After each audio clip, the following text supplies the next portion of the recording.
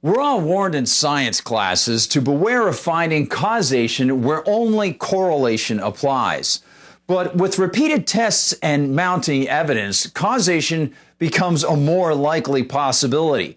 So is it any surprise to think that former CNN host Piers Morgan has a point when he slams the network for canceling his guest visit shortly after he criticized them for avoiding the huge and important story of Hunter Biden's hard drive?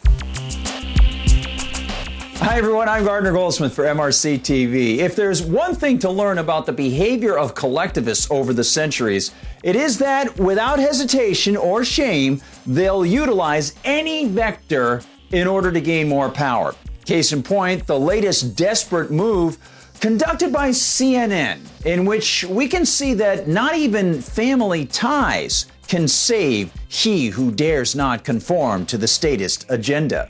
As the New American's James Murphy writes, British journalist and one-time CNN television host Piers Morgan was scheduled to appear with the mighty Brian Stelter on Sunday, but what the network canceled. British television personality Piers Morgan blasted the American cable network CNN after the network unexpectedly canceled an appearance to promote his new book, Wake Up, on Brian Stelter's Reliable Sources program on Sunday. Morgan claims that the cancellation is due solely to his recent criticism of American media's refusal to investigate the Hunter Biden scandal, which of course is wholly unbelievable. Or is it? During an appearance on Fox and Friends on Friday, Morgan was shown a montage of various journalists, including CNN's Jake Tapper, completely dismissing the corruption allegations against Democrat nominee Joe Biden and his son Hunter, which were highlighted in the New York Post. Morgan called the media stonewalling of the scandal hyper-partisan.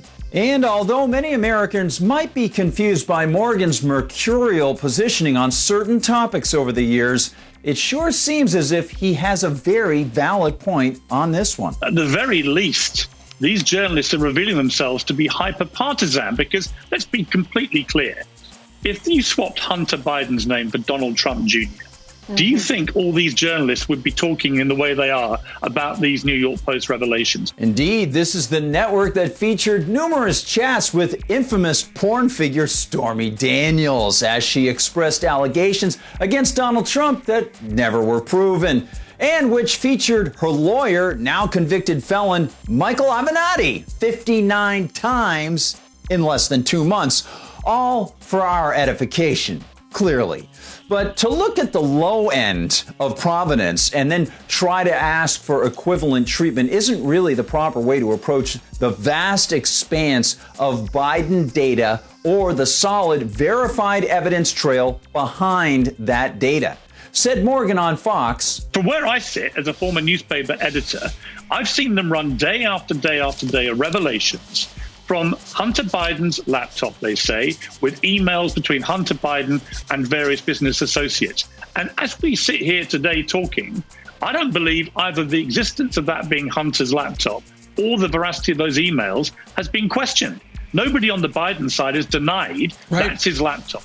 Or they're his emails. In fact, last week, senior FBI officials confirmed that the laptop belonged to Hunter Biden and that the information thus far revealed is real. They're as real can be. We have the eyewitness, Mr. Bobulinski, who said these are authentic, these are real. The big guy in one of these emails does in fact mean Joe Biden, and he himself had spoke to former Vice President Biden. So this is as real as it gets. And the Daily Mail reports the same, adding that the Department of Justice concurs with Director of National Intelligence John Ratcliffe's assessment that the data is real. But when former CNN employee Morgan happens to remind CNN and All America about these facts, for some reason, he becomes radioactive to CNN. It doesn't matter what side you're on here. Journalism, freedom of speech dictates, the First Amendment dictates that when a story like this drops, and it's not been denied by the people it's accusing for 6 days now, clearly there's something there that they want to hide. And just hours after he offered those wholly reasonable thoughts, Morgan let his Twitter followers know that CNN had canceled his appearance with the Titanic Brian Stelter. Update: after this interview aired, my book promoting appearance on CNN's At Reliable Sources this Sunday, which they had pursued me for weeks to do, was abruptly canceled. Maybe they could interview Stormy Daniels again. Maybe they could go with the one of the prison cell cameras and interview Michael Avenatti. I feel like I'm in prison just watching CNN. If only Morgan were connected to Stormy Daniels or some other pop critic of Trump making unfounded allegations against the president rather than actually being a reporter seeing valid reasons to report on the ever-expanding Hunter Biden scandals.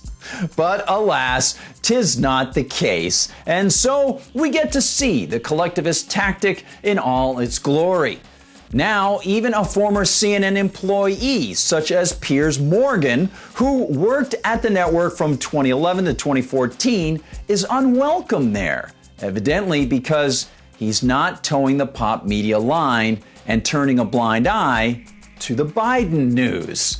And of course, neither are we, which just gives us another reason to avoid CNN and find alternatives who, like Morgan, actually treat the story with the seriousness that it merits. Thank you for treating this and many other stories with great seriousness.